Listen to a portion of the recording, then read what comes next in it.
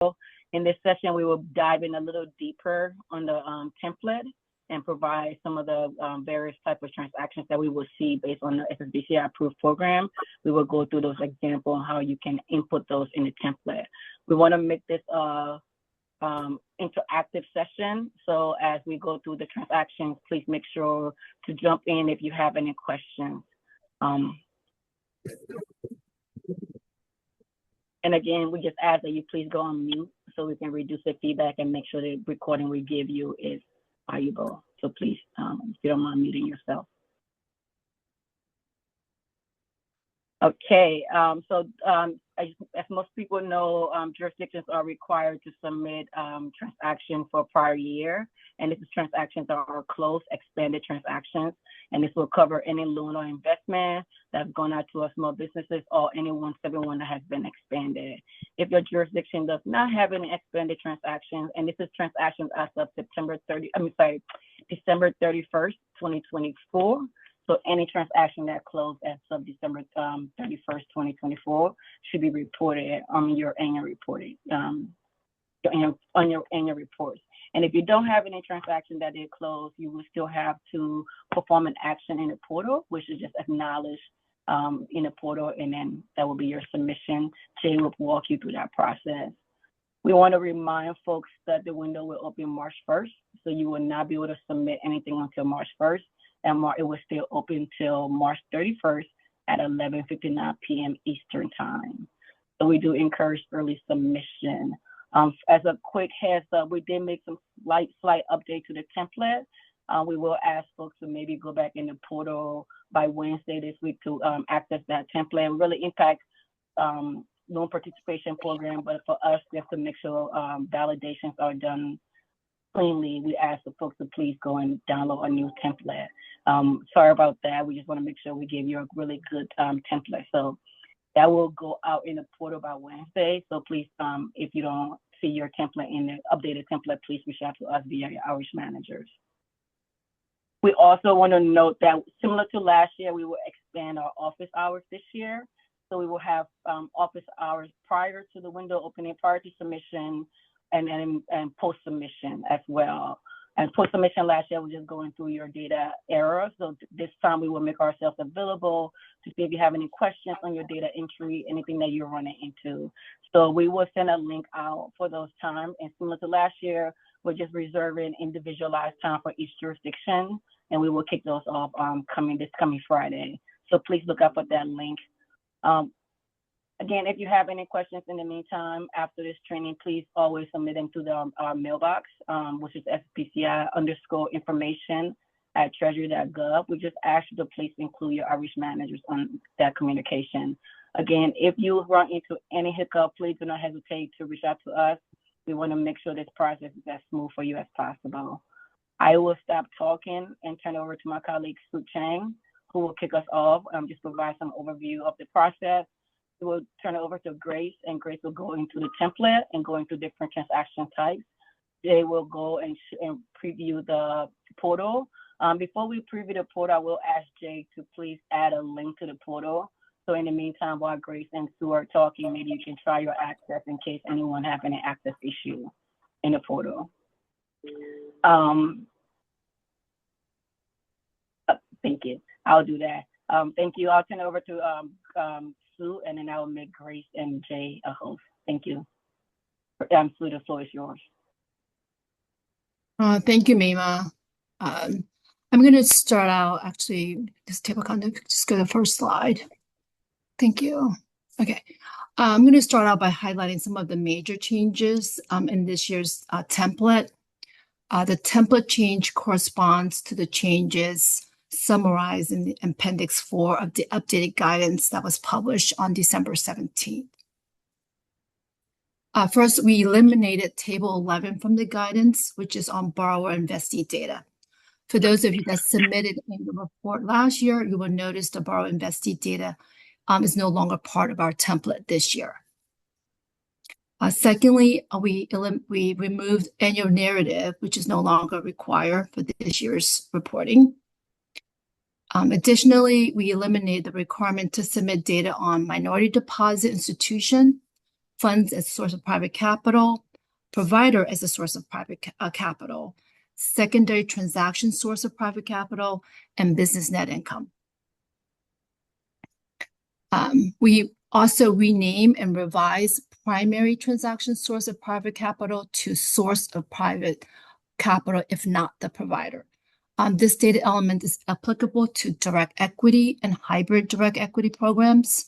So if your jurisdiction is implementing a direct or hybrid direct equity program, you would enter the implementing or the contracting entity as a provider on the provider tab, and in the equity transaction tab for source of private capital, if not provider, you would enter the primary source of the private capital. On the transaction tab, we also added additional fields. We added borrower and lender premium for cap access programs, as well as interest rate at the time of obligation. Also on the transaction tab, we remove refinancing as primary business purpose.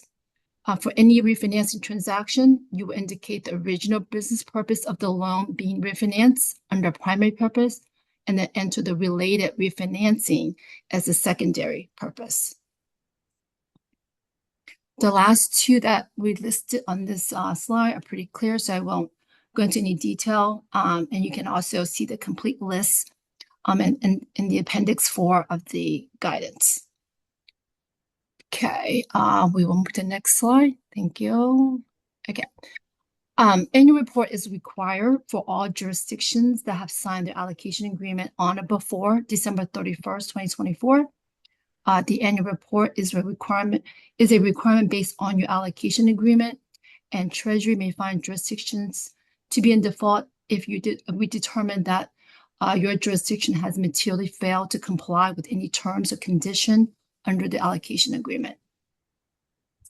More specifically on who needs to submit annual report, something that differentiates the annual report from quarterly is that the annual focus on only expanded loan or investment and expanded 171 fees, whereas for quarterly, you're reporting expanded obligated or transfer. So if a jurisdiction has expanded transactions in calendar year 2024, you must submit an annual report.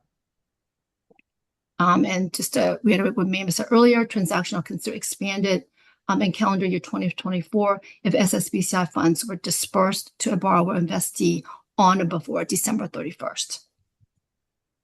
If your jurisdictions do not have expanded transaction in calendar year 2024, the jurisdictions will still need to acknowledge in Section 3 of the portal that there are no transactions to report in order to fulfill the annual reporting requirement. If you have no expanded transaction, this step is very quick. Once you're in the portal, there's a button for you to acknowledge, certify, and submit. This process will just take a few minutes, and we ask that this is done as early in the submission window as possible. We also include a user guide in Section 1 of the portal that you can follow on how to download and upload your annual reports. Okay, moving on to the next slide. Okay. So when are annual reports due? Annual reports must be submitted by March 31st of the following year, as you can see on the table. The portal will be open for submission starting on March 1st and close on March 31st. Of course, you can download the template anytime before March 1st and enter all your data, but you will not be able to submit until the submission window opens on March 1st. We are going to send out email reminders to all participating jurisdictions at the beginning of the submission window, and we'll also send additional reminders prior to the deadline on March 31st. Okay, that concludes on when. Next slide. Okay, thank you. Here is a timeline of the AR reporting process. First, of course, is to download and complete the template. Once you complete the template, upload the template and certify and submit in the portal. Once we have access to your report, we are going to perform data validations. All submitted reports will be processed through a series of validations to ensure the submitted data aligns with the data types and option sets. If there are errors resulting from the data validation, we will reach out and work with you to fix the errors and have you resubmit. This process may be repeated, as you can see on this slide with the yellow arrows going back and forth between submission and data validation. Errors needs to be corrected prior to final acceptance of the annual report by SSBCI. Some of the data points we are looking for are private capital risk, employee limits, federal contribution, transaction limits, private financing ratio of 1-to-1, out of jurisdiction transactions, and other SSBCI requirements. The next step after we get a clean AR from you, we are going to do compliance verification and sampling. Generally, we will not select all jurisdictions for sampling. If a jurisdiction is selected for sampling, the jurisdictions will be notified. And the last step is publishing the data. Once we receive your data, and we've gone through the transactions, the data will be published. And so that really concludes my section of the training. Grace has the fun part of this training to go over the actual template. So I will turn it over to her. Thank you.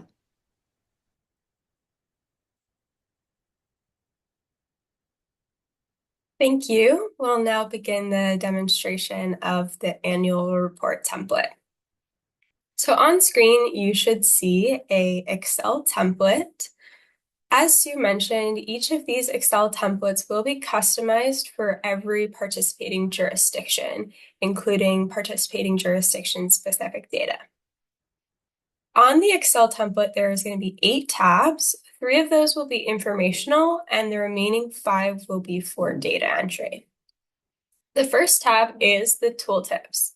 The tooltips tab will detail every data element that is collected in the annual report, the name of the data element, the tab location of the data element, the tooltip information, the description of how to report that data element, and finally the data type, so how we are expecting you to report that data element.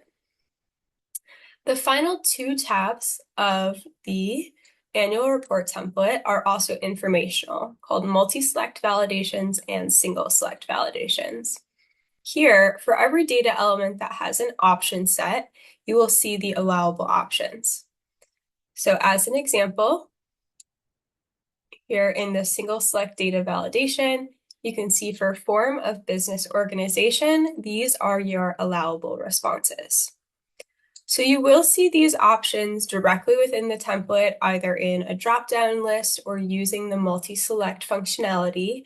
But you can also use these tabs to copy and paste if you're completing your template that way, or you can just use this as reference information if you have a system where you're entering and collecting all of your data.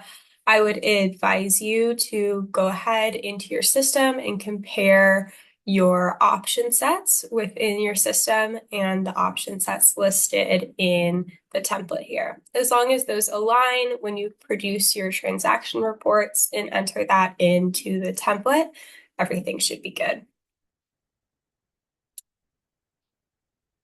Outside of that, we have 5 tabs for reporting your data.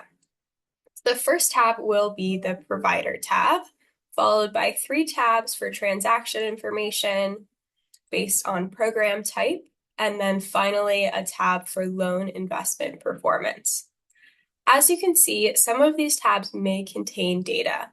That will be the case if you have reported previously in either the 2022 or 2023 annual reporting cycle. If you've reported previously, you'll find that your previous provider information has been pre-populated here on the provider tab.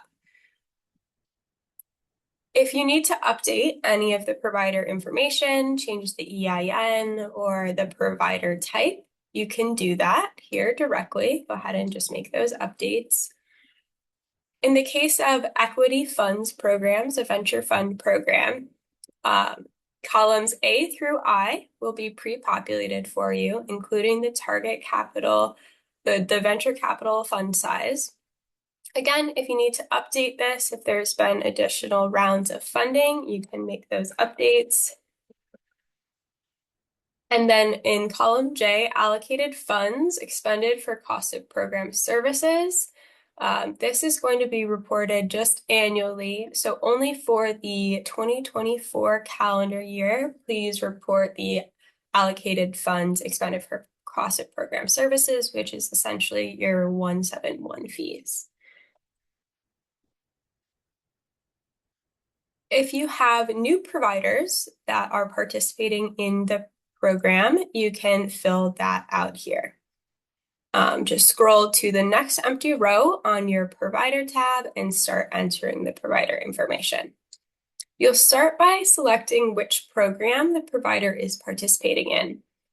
Here you'll see your first custom drop-down option. So every jurisdiction will have a custom list of their approved programs, and this is coming from your application or any agreement modifications that have occurred. If you have any issues seeing this list or the names of the programs are not correct, please just reach out through your outreach manager and we'll get that updated for you. So we're going to select for our loan guarantee program a new provider. As you can see, that will automatically populate the program type, so you don't need to enter that. In this next column, we'll enter the provider name. That's just going to be free text entry. Please try to avoid using abbreviations or any other shortening of the name. In this next column here, we'll be looking for the provider EIN. So we'll go ahead and enter that. That will be a 9-digit number.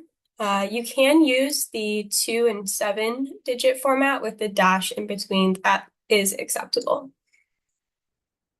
In column E, we are looking for provider regulatory ID. If you hover over the top of the column name or go back to the Tooltips tab, you'll see that there are several options for what type of ID you can provide. So go ahead and read through that list, and then whatever is the most applicable, you can enter in to column E here. If you have a different type of ID that's not in the list, you'll want to write other is the text, and if you don't have any regulatory IDs to provide, respond none. So again, you could do your ID, or you can write other. If you enter other, you'll see that column F becomes highlighted in yellow. This will be conditional formatting that you'll see throughout the annual report template. You'll then want to provide what that other provider ID is. The next column is the provider type.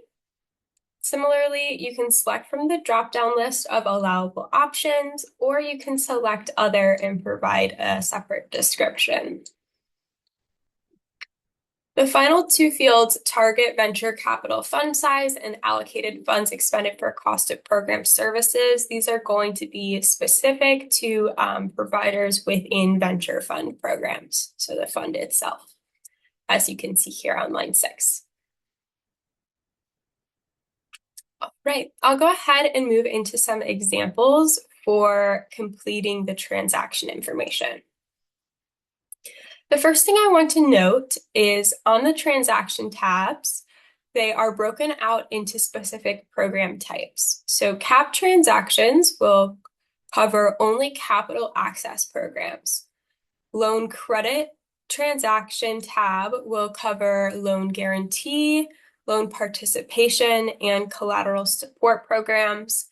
And then the VC equity OCSP transactions tab will cover venture capital direct, venture capital funds, and any venture capital hybrid programs that you have. And you'll see those specific programs restricted in the approved program name dropdown. If you do not have, for example, a capital access program, you can just go ahead and leave this tab completely blank. All right. So let's go through an example of how to complete a capital access program transaction from start to finish. We're going to go through every data element in the transaction tab here.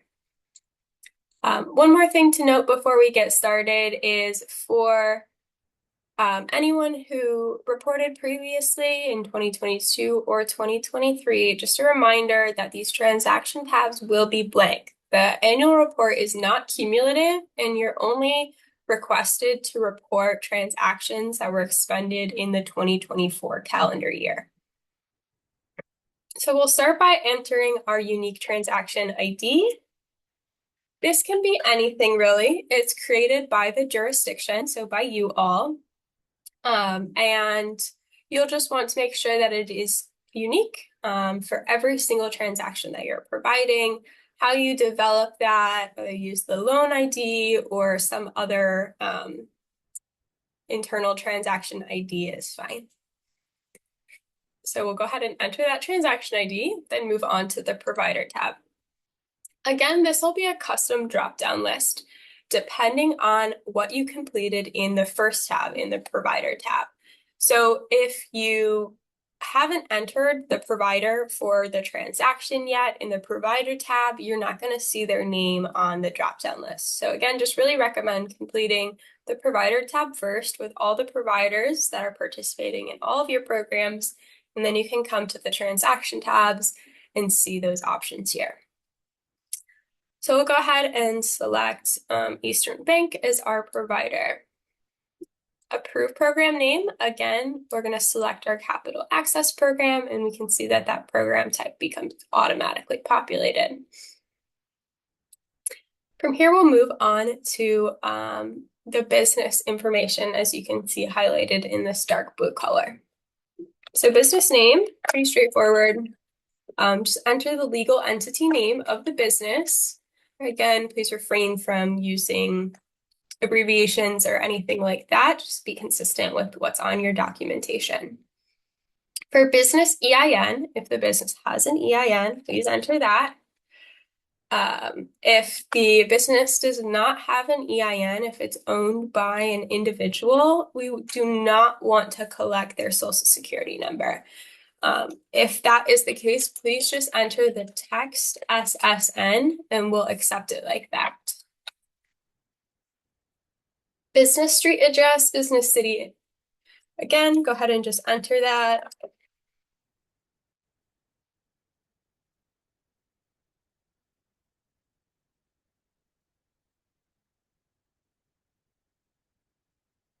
Business state will be a drop-down option using the state abbreviation codes. And business zip code, we're looking for a 5-digit zip code here. One thing that we will be looking at is we will ensure that the reported business zip code is inside the reported business state. So please just make sure that aligns. Something also to note with business state is that will be whether or not something counts as an in jurisdiction or out of jurisdiction transaction. Remember that you can have up to 10% out of jurisdiction, so that's totally fine. Just make sure you're reporting that correctly aligned with the documentation. All right, this next one here is going to be NAICS code. So 6-digit NAICS code coming from the 2022 list. If you have collected a 2017 NAICS code, there are some resources in the annual reporting deck that will show you how to convert 2017 to 2022 if you need to do that. And then the other thing to note for NAICS code is we do need it to be fairly specific. You can't just provide, a high-level industry identification. So we will only accept 5 or 6-digit specificity on the NAICS code. So for example, again, we're looking for a 6-digit NAICS code. So you'll have to enter at least 6 digits. If you don't have the final digit to report, just enter a 0. And that would be acceptable. But anything like this, where there's not enough specificity to the NAICS code would be rejected during the data validation stage. Year business opened. And then form of business organization. Again, you have another drop-down option here. Please just select the most applicable one. or other, and you can provide a written response. Okay, we'll go ahead and move on to some of the loan information. So primary purpose of the loan, again, another drop-down option. Please just select the one that fits most closely. One thing you'll notice is possibly from last year, the refinancing option has been removed from primary purpose of the loan.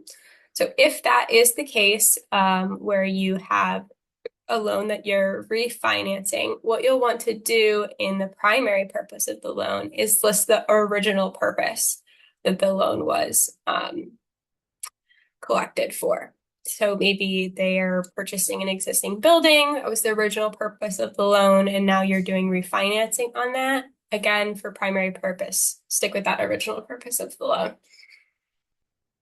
Similarly, with some other cases, if you do select other, you'll just need to provide a description of what that other purpose is. And it will, of course, still need to align with the allowable and eligible business purposes. Secondary purpose of the loan. So this will be the first column that you may interact with that is a multi-select functionality. So to interact with those, you'll want to double click on the column, and that will pull up this pop-up where you can interact and select multiple responses. Here's the case where you'll indicate if it is refinancing in the secondary purpose. And again, maybe you have a couple other purposes as well. Go ahead and make those selections and then hit OK. And it will automatically populate your responses in a semicolon separated list within the cell.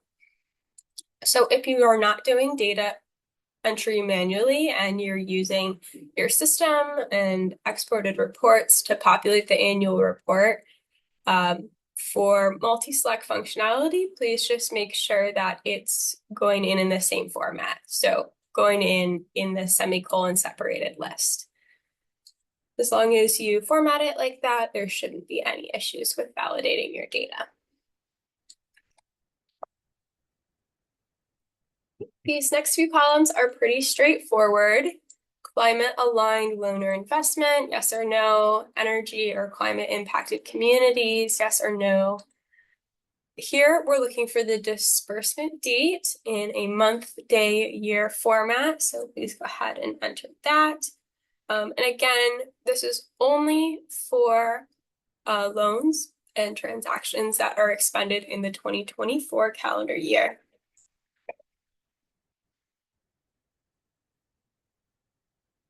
Okay, so now we have reached the most important two columns of really any transaction information throughout the annual report: loan transaction amount and SSBCI allocated funds. So depending on which tab you're in, depending on what type of program type the transaction is within, these may be reported a little differently. So please remember, this is a capital access program transaction example. So what happens in capital access programs is the jurisdiction will match the combined total of the borrower and lender contributions, and that has to be between 2 and 7% of the total loan or transaction amount.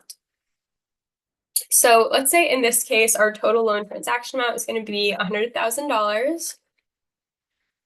The SSBCI allocated funds, again, is going to match the borrower and lender contributions and has to be within 2 and 7% of this amount. So just as an example, really quick, say we try to enter something that's outside of that 2 to 7% range, you will get an error directly in the Excel here. So you can hit retry or cancel, but as you can see, it's going to give you a reason of why that's failing. It has to be between 2 and 7%. So we'll go back and we will go ahead and enter our $7,000, which is 7%. I'm going to come back to these in just a moment. But the other two items that are specific to your capital access program transactions, as we mentioned, are going to be borrower insurance premium and lender insurance premium. And these are going to be equivalent to each other and equivalent to the percentage of SSBCI allocated funds of the total transaction. So 3.5% from the borrower and 3.5% from the lender equals our 7% or $7,000 of our $100,000 transaction. These few columns in the middle, SSBCI recycled funds expended, additional funds expended, additional government funds, and concurrent private financing are optional. These may not be occurring in every transaction that you're doing. So recycled funding is the case where the funds have already been used to support one transaction, have then been returned to SSBCI, and are being used to support another transaction. For example, you may see this. If all of the funding that you are doing is coming from a previous transaction in recycled funding. Additional government funds would be funding from another public or government source participating in that same transaction. And then concurrent private financing would be other private financing that is occurring at the same time. And just a note here for concurrent private financing, this is separate from the primary loan, so you will not include that in the loan transaction amount. All right, we'll go ahead and move on to the next section. Again, these are some additional columns related to your small business that's receiving the funding. Business revenue, this is now a drop-down option. If you remember from last year, this was free text entry, but now we've gone ahead and categorized those. So please select what aligns with the business. Full-time equivalent employees. Again, if you use the tooltip, you can see the calculation for how to come up with this number. Just as a reminder, anything less than 10 will qualify as a very small business. Anything 10 or greater will not. So you can go ahead and enter that amount. Expected jobs created and jobs retained. Again, just enter the whole number of jobs that makes sense there. Okay, moving on to the next few columns. Going back to the loans here, and we're looking at, of course, the private capital portion of these loans. So for loan type, this is going to be a drop-down option. Please just select what is applicable, and this will influence some of the required reporting for the remaining tabs. So again, depending on how you report your loan type, you may be prompted to enter additional information. So if you pick a revenue-based, income-based, or other performance contingent payments as the loan type, you will need to provide a description of the other repayment terms. Again, if you select other here, you'll need to provide a description of the other loan type. Loan term, this is going to be loan term in months, so please just enter the number of months. Loan APR, go ahead and just enter the APR rate. Maximum interest rate. So what you'll want to do for maximum interest rate is if you have something in your documentation that outlines a maximum interest rate as part of that transaction, please go ahead and enter that number, 12, 15%, for example. If you do not have a specific line in your loan agreement that has a maximum interest rate, what you'll want to do is enter 18% because that is the maximum interest rate allowable for SSBCI loans. For interest rate at time of obligation, that's pretty much exactly what it says. Please provide the interest rate at the time of the obligation when the loan is initially expended. interest rate variability. Here, this is going to be a drop-down option, fixed rate, adjustable, or both fixed and adjustable. Again, other repayment terms, depending on your options earlier. And then upfront fees and charges. So again, just go ahead and read the description there, but anything upfront that the small business is paying. And that's going to be reported in dollar amount. The final few columns for each transaction is going to be surrounding the demographic data of the small business owners.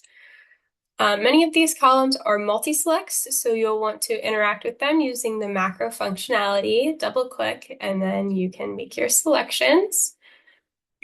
So we have self-certified SETI demographic related business status, self-certified SETI owned and controlled in a CDFI investment area, self-certified SETI future location in CDFI investment area, and SETI status by business address in CDFI investment area. So these are the 4 categories that you'll see on your SETI certification, and responding in the positive to any of these 4 will qualify the transaction as a SETI transaction. Please, again, just be consistent with your documentation there. The remaining columns are specifically demographic data. So again, just please respond most appropriately, consistent with your documentation. So we have minority owned or controlled business status, women owned or controlled business status, veteran owned or controlled business status, race of principal owners. This is a multi-select here. Specifically because you can have multiple primary owners or principal owners of the business. Of course, they may have different races. So please just select the most appropriate options. The same will go for ethnicity, Middle Eastern or North African ancestry, gender. These are all multi-select options. For gender, if you select the prefer to self-describe option, please provide that description here. And then sexual orientation, another multi-select option. And veteran status of principal owners. You could have 2 principal owners, one that's a veteran and one that's a non-veteran. So that completes the example of how to complete a transaction in the annual report template, specifically a capital access transaction. So we'll go ahead and move on to the loan credit tab. So for the loan credit transactions, the data elements are nearly identical to capital access transactions. So I won't go through every single one, just the key ones that are specific to the different program types. So we'll start with an example for our collateral support program. So we'll call this collateral support.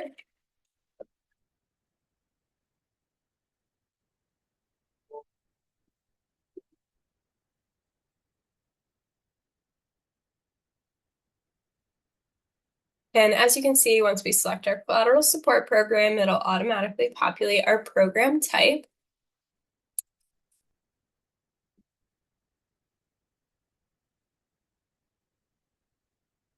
And then we'll go ahead and move on to this section here, our allocated funds expended and our SSBCI recycled funds expended. So in this case, we'll have, let's say, another $100,000 loan for our loan transaction amount. And what would you enter for the SSBCI allocated funds expended? So in the case of a collateral support program, you're only going to report the set aside. So let's say in this case, you have a $20,000 set aside. That is what is going to go here. Of course, if you're using recycled funds expended, you can report there as well. In the case of a loan guarantee, how do you report that? So in the case of a loan guarantee transaction, what you'll want to do is, again, have your total loan transaction amount. We will say another $100,000 loan. And let's say for this example that SSBCI is guaranteeing 80% of the loan. So that would come out to $80,000. You do not want to enter $80,000 here. That would be incorrect. Similar to the collateral support, you only want to report the set-aside amount. So say SSBCI of the $80,000 that is guaranteed is putting $40,000 set aside as the cash reserve to cover the guarantee. That's what you should report here.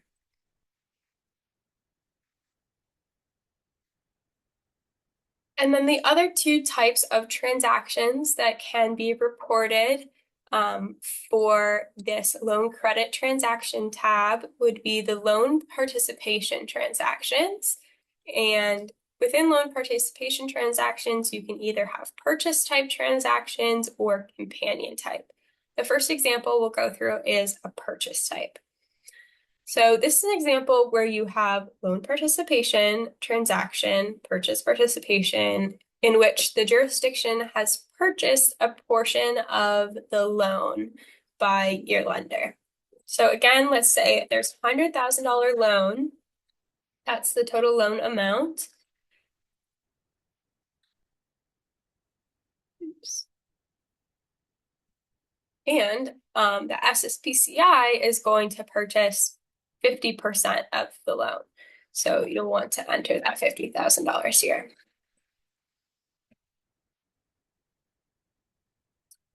In the companion type, also known as direct or co-lending for loan participation, that may look a little bit different, right? So you'll have one loan from SSBCI and another loan from your lender.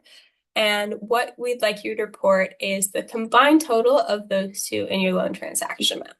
So let's say you have a $50,000 SSBCI loan and then a $50,000 loan from the lender. You'll go ahead and report $100,000 here. And then in the SSBCI allocated funds, just the $50,000, which is SSBCI's loan. That being said, for the remainder of the loan terms, really for any transaction in loan credit OCSP, so your loan type and your loan terms, your interest rate information, this is all going to be for the private capital loans, the private capital portion of what is going on here. So in the case of, loan participation, companion loans, we don't want you to report the SSBCI loan type or the interest rate on the SSBCI loan. Please report the interest rate on the private capital loan. Okay, and next here we will go through a couple quick examples for VC equity transactions.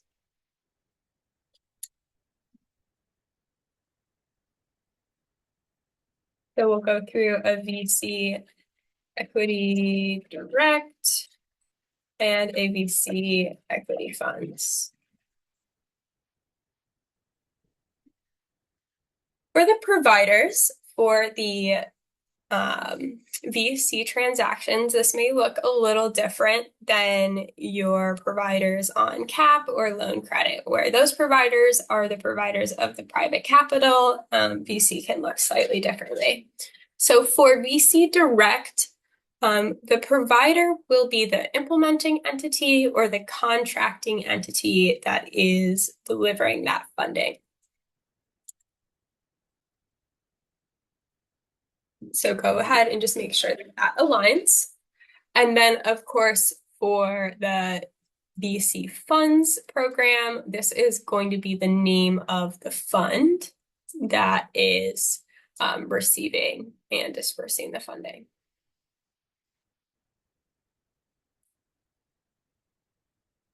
Select your program name, and program type will be automatically populated. And again, we're just going to scroll over a few columns to look at the important parts here. So investment transaction amount and SSBCI allocated funds.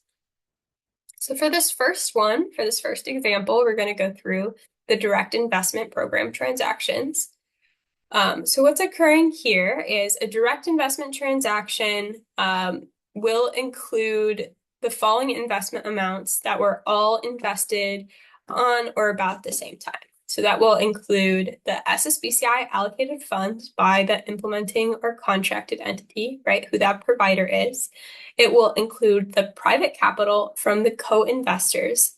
And it could also include other government funding or private capital that was caused by and resulted from the SSBCI investment, but not the private capital at risk in the SSBCI supported transaction. So we will look at how to report all of that properly here. So we'll start with our investment transaction amount. So in this case, in the direct transaction type, our investment transaction amount will be composed of two things. It will be composed of the SSBCI allocated funds from the implementing entity and the private capital from the co-investors, the private capital at risk. So let's say we have 500,000 in SSBCI funds and 600,000 in private capital from the co-investors. That will come to 1.1 million. So 1.1. So that's what we'll enter in our investment transaction amount. In the SSBCI allocated funds, we'll enter only the SSBCI portion. So right, we said 500,000 for SSBCI and 600,000 for the private capital. So we'll enter the 500,000 here. Of course, if you're using recycled funding instead of allocated funds, just break that up appropriately. And then you can also report that additional government funding and concurrent private financing if it's applicable, right? So just as an example, we'll say $100,000 in additional government funds. Again, this is not included in your investment transaction amount. And same goes for concurrent private financing. If there's other private capital that's resulting from this, but that's not part of the private capital at risk, that's what's going to go in concurrent private financing here.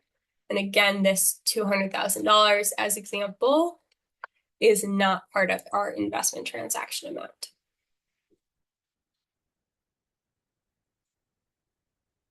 Okay, so the final example will be for a VC fund investment transaction. So what's happening in a VC fund investment program is, right, an investment in which the private co-investors and the venture capital fund invested in the same round on terms pari passu with the SSBCI capital. So again, we're going to be looking at a few data columns here, the investment transaction amount and the SSBCI allocated funds, and what will comprise all of those.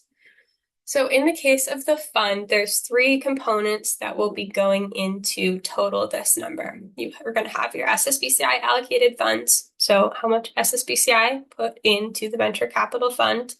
You'll have the private capital from the venture capital fund itself and the private capital from the other co-investors in the round. And the combined total of those three components will equal your investment transaction amount. So in this case, we'll just say that there's $300,000 coming from those three sources, SSBCI, the venture fund, and the other private capital co-investors, and that will equal $900,000 for our transaction amount. And then our SSBCI allocated funds would be just the SSBCI portion of what they put into the fund at $300,000.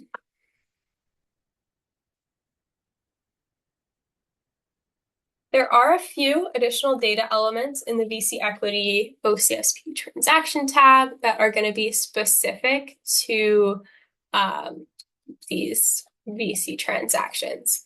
So AF through AN here will cover VC specific data elements. So source of private capital, if not the provider, this is only going to be applicable to direct programs. So as you can see, if we come down to the second line where our fund program was, we're not picking up any drop-down options because you can leave this blank. You don't need to fill it out for funds. For direct, you'll want to go ahead and select one of these options. AG covers stage of investment. And again, similarly to others, you're just going to go ahead and use the drop-down option to make those selections. Security type here will have other implications. So depending on what security type you select, you may be required to answer different data elements. So as you can see, if we select common stock here, we need to enter the SSBCI ownership percentage. Same with preferred stock, but if you select a convertible debt, you'll need to enter the conversion discount and valuation cap. So just make sure that, depending on your security type selection, you're entering the appropriate data in the remainder of these columns. Incubation and early stage investment call option, this will be required for all, just a simple yes or no. And again, certain columns, right, are not required depending on the security type. SSBCI ownership percentage, this is going to be a drop-down option. So just select the most appropriate. Conversion discount, be entered as a percentage, as well as the valuation cap is going to come in as a dollar amount. And type of valuation cap, this is optional. We were informed last year that even if you have a valuation cap, this type might not be applicable. If it is, please select pre or post money. If it doesn't apply to that specific transaction, you can leave it blank. And from there, it will cover the same study and demographic information that we went through in the cap transactions tab. One other final note I'd like to make before we move on to loan investment performance is regarding full-time equivalent employees. So as I mentioned earlier, you can use the tooltips to see that calculation. One really important thing is if you are making multiple transactions to the same small business, we do not want to duplicate this FTE number. So let's just pretend for a second that both of these transactions are going to the same small business. And when you first provide them funding, when you first invest, they have 8, let's just say 8 FTEs. And by the time your second transaction comes around, maybe that number has changed. If it has not changed, what we'll want you to do is just report 0, which is going to be the net difference in full-time equivalent employees. If it has changed, increased by, let's say, they've gone up to 11 employees now, you'll want to enter 3 here, which again would be the net difference. We did have a question where, what if they went down? Would you want us to report a negative number? And that's not the case. So if they had 8 employees during your initial investment, but for whatever reason only have 7 employees on your second investment, go ahead and just enter 0. And we'll make sure to handle all of the aggregates on our side during the data review. So the final tab in the annual report template is going to be loan investment performance. Okay, so as you can see, again, if you have previously reported in the 2022 or 2023 reporting cycle, we will automatically populate all of your previous transaction data, unique transaction ID, business name, and business EIN from those previous years. And then, as you can see here, once you begin to complete your transaction data on the transaction tabs, those will pick up in the next lines. So what you're being asked to report is just going to be subsequent private financing, SSBCI funds lost, and equity investment gains for any transaction where you have that data available. If you don't have anything to report, you can just leave these blank. So subsequent private financing, this will be reported in a dollar amount.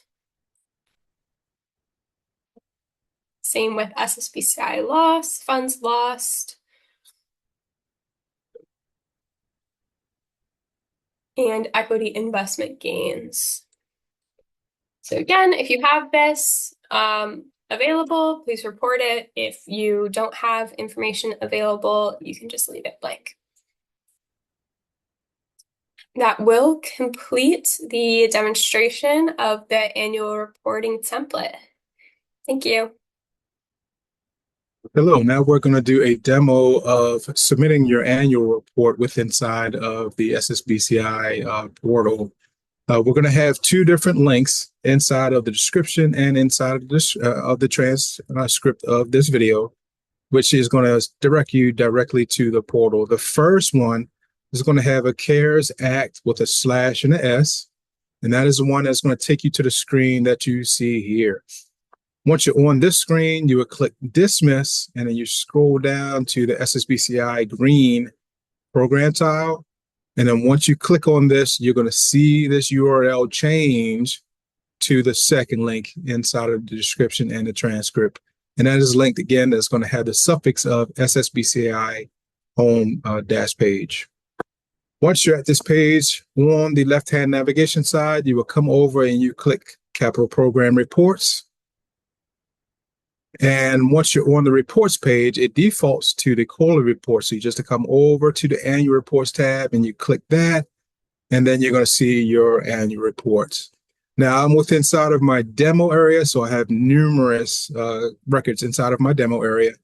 So you're not going to see all these records. You may see one or two, and we just ask that you scroll down. And if you're inside of the submission window, you're going to see a blue edit icon. So I'm going to pick the one for the demo, and we're going to do two different ones during this demo. We're going to do, first one is going to be for standard compliant transactions. And then the second one we're going to do for modified, where there's potentially non-compliant issues. So we're going to click into the first one, and this is going to be for your standard transactions. And once this loads up, we're going to get started.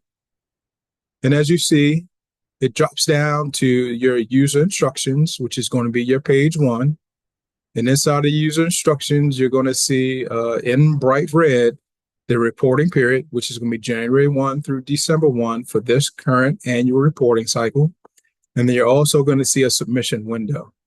Again, this is my testing environment. So this end date, March 31st, 2025 is the current end date. However, you're going to see March 1st over here for the submission window. One thing is just to point out is we do have a widget on the right-hand side, and this is sticky, so it will remain regardless of which section you're in. And this does have the current deadline of March 31, 2025. And it also has a reporting period. It has your jurisdiction, and then it has the status. So on page one, we have some instructions. We ask that you take a look at the instructions, and we've provided a few items for you within inside of the instructions. First one is going to be the program reporting guidance, which is a blue hyperlink. And then we also have the policy guidelines, which is additional blue hyperlink. We also have the annual report user guide. And if you follow down a little bit further instructions, we also have our email address. So if you have any issues supporting your annual report, we ask that you submit any of those issues through the SSBCI_information at treasury.gov email address. And we ask that you copy your outreach manager on that correspondence. So again, on the left-hand side, we have a left-hand navigation, which will take you through each one of the sections. We also, at the bottom of the page, have a back and next, depending on which page you're on. And this will navigate through the different sections of the annual report as well. So we just finished up with section 1. We're going to move over to section 2, which is for the participating jurisdiction information. So we have the implementing entity information in here. We ask that you verify that this information is correct. And if anything looks incorrect, again, please reach out to us at the SSBCI_information at treasury.gov email address and copy your outreach manager on that communication. Additionally, we have the implementing entity, but additionally, we have a contacts area. We realize there may be some people in your organization that may have not been involved with the capital program application, and they may be taking on some reporting roles. So we provided this so that you can go in and self-serve your jurisdiction by adding or editing rights within inside of the portal. The way that you get to there is you would click on the word page here, which takes you over to the COVID-19 Relief Hub.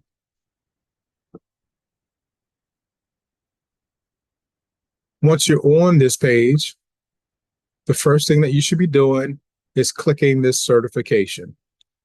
Before we do that, we do have some account roles, and it just gives the different roles and definitions of the different roles, and it gives some user instructions for adding or editing within inside the COVID-19 Relief Hub. But the first thing that you will need to do, if you do not see the designation form, is click certification, and then you would submit. And this basically tells us that you're authorized to add or edit contact records within inside of your jurisdiction's account. So once you've submitted that, then this designation form hyperlink will show on the left-hand side, and you would click that to go to the area where you can edit or add your different contacts. So we're going to click on Add New Contact. And once you click on Add New Contact, there's a dialog box that's going to pop up. All you need to do is add in everything that has a red asterisk. So your first name, your last name, your title, and email address. We also like your phone number, but it's not required. So the first role that you're going to add is going to be for the portal access role. So we have 3 different levels of roles within inside of the portal. The first one is going to be your capital account administrator. This one can view and download the quarterly report inside of the portal. The second one is going to be your capital account POC. This one can view, download, and also upload your completed annual report to the portal. Third one is going to be your capital authorized representative. This is the one that's least restrictive and can do everything with inside of the portal. This one can view, download, upload, and is the only role that can certify and submit your annual report. One thing to mention that this authorized representative, this is only a role for the portal, and we don't want you to conflate that with the authorized official that's on your application. The second role that you can choose to add is going to be for all communications from SSBCI to that contact that's being added to the record. You simply click on the drop down for your pick list, and you can choose which one of the reports that you would like to receive communications for. Now, I'm not going to add this because this is my testing environment and it's not going to show up correctly. But once you have all the information and your roles selected, just hit Add New Contact. Similarly, we have a button that we can go in and we can edit contacts. So the same thing here is we have the first name, last name, title, and we have the emails, and then you can adjust your roles with inside of here, and then click Save, and that will add that contact or update the roles with inside your table here. So we're going to go back to the annual report, and we're going to move over to section 3, which is going to be the Excel upload section. So here we also provide your reporting guidance, but we also have some definitions, some information that we would like you to read. And this helps you to fill out your annual report. Once you've read that and felt comfortable with that, we do have an area where you can download your designated template, and that is with the word here.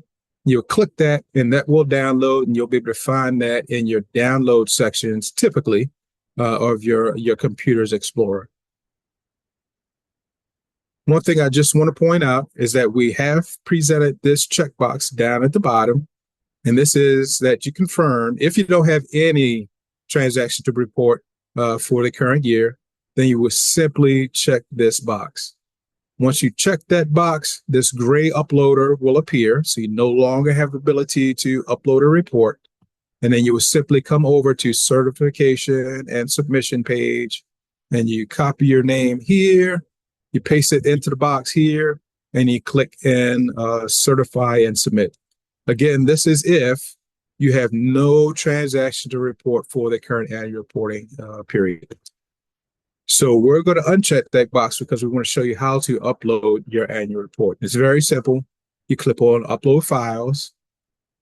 And this is once you've worked offline, if you filled out your annual report and you've saved that to your computers, you just click this upload files, and then you can upload that annual report by highlighting it and clicking open. And then you'll see a dialog box that pops up, and this is going to turn blue. And once the word done has turned blue, you click that, and then you'll see the annual report drop down into the table below. Don't be alarmed if the naming is not the same as you found it, or as you saved it, or as you've uploaded it, because we've added the final underscore to the naming just so we know what it looks like on our back end. If you've mistakenly added a report and you have an updated one, or you clicked the wrong one, you can click the box next to the report, and you can click delete files. It will remove it from the table, and then you will have the ability to upload again your correct or updated file. Click on update files or upload files, select your file, click open, click done. And then we're going to move over to section 4, where we're going to go through the certification and submission process. Very simple. Again, we add some information. We just ask you to read this so that you understand information's here, and then you're ready to submit. I always suggest that copying your name here and then pasting it into the white box over here, because this white box is both case and space sensitive. And if you notice, I changed that to a lowercase s. If I click certify and submit, it's going to give me a red error. And the simple cure for that is to go back and change that to exactly how it appears over on the left-hand side. So again, copy, paste. Once you have that pasted in, then you click certify and submit, and you should see a couple of things happening. You'll see a green success up towards the top. And what I like to do is just hit refresh here. And it's going to cycle through. We come back to the certification page, and you're going to see two things different. You're going to see a green confirmation with a thank you. You're also going to see the status of your annual report. So at this point, you're all good to go. Your annual report has been submitted. So what we're going to do now is we're going to take a look at submitting an annual report where there are potentially non-compliant issues or a modified annual report. And for the demo, I'm just going to click back to my home page. I'm going to go back and click dismiss, come back to the SSBCI program tile. On the left-hand navigation, we're going to find capital program reports, and we're going to click annual reports. Again, this is my demo area, so I have numerous cases here, but you will have a object where you're going to be able to click into, and I'm going to click the one that I know has that modified experience. And the only thing that you're going to see different is this section 4, where it now says modified certification and submission page. Everything else is the same. Page 1 is still going to be your user instructions. You're still going to have a widget on the left-hand side. You can navigate through the sections on the left-hand side. You can also navigate in between the sections from the bottom of the page. So we're going to drop back to user 1 instructions. Again, we talked about that this is going to be the period from January 1 to December 31. And again, this January 1 over here for the submission window should say March 1 when you're ready to submit. And then you're going to see the deadline. So again, this is my testing area. So this information is correct for this modified certification submission page, and this deadline is incorrect. So this will say March 30th, 2025. And this is going to say March 1, 2025 through March 30, 2025 for the current annual reporting cycle. Navigating to section 2 is going to be the same where you have your implementing entity. Again, if you have any issues or questions about what's here, or if it's incorrect, let us know by emailing us at ssbci_information@treasury.gov. Again, always include your outreach manager on that correspondence. And you still have the area where you can change your contacts. We've done that in the previous area, so we're going to move over to section 3, which is going to be the Excel upload area. Same thing here. You have your designated template. You can download that, work offline. Once you have that uploaded or have that completed, we will click Upload Files, and we're going to click on the Save template for your annual report. We're going to open that. We're going to click Done. We'll see it drop down into the table here. And now we're going to move over to the Modify Certification page, where it's going to be a little bit of a difference. So in here, we have all the information we want you to kind of take a look at. It's just explaining the modified compliant issue certification submission. And then we have another area where we want you to just make sure you're reading this just to make sure you're understanding everything. And we've also provided a template for you. So if you click the word here, that will download the template for the modified certification. And then once you work with that offline, you do as you would for the standard submission, is you come to the upload files area, you look for your modified certification, and you click open. That's going to add it to the box or the table down here. Once I click the blue done, and you'll see that drop in here in a second. So you see this here, and again, don't be surprised if the name has changed. We've added AA Cert in front of your documents name. Once you have everything uploaded, again, you can choose to delete it if you need to delete it and upload a newer version. But let's say this is the correct version. Once it's uploaded, again, copy your name here, paste it into the area here, then click Certify and Submit. You'll see a green success. You'll see a green submitted, and you'll see a green confirmation. If we're inside of the deadline, inside of the submission window, once you submit it, you do have the ability to unsubmit your reports. And that's going to be on down here on the bottom right. Just click Unsubmit, confirm Unsubmit, and then you'll be dropped back on to page 3 or section 3, where you're able to go in and add your updated form. So you would click on that, click on your template, upload that, click Done. Once it's turned blue, it gets uploaded to the table down below. Move on to section 4, scroll down. And again, you have the download area here. Once you have that completed or updated, click Upload Files, search through your Explorer, find your file, highlight it, click Open. That's going to add it to the table here. We'll wait for the blue Done. You'll see it pop into the table. And we're going to copy. And we're going to paste. And then we're going to click Certified Submit. Again, you'll see a green confirmation up top. Status change is submitted. And you'll see a green confirmation. This concludes the annual report demo within the portal. Thank you. Thank you. Thank you, Jay. Thank you, Grace. And thank you, Sue. Grace, do you want to go back to the resources slide, please?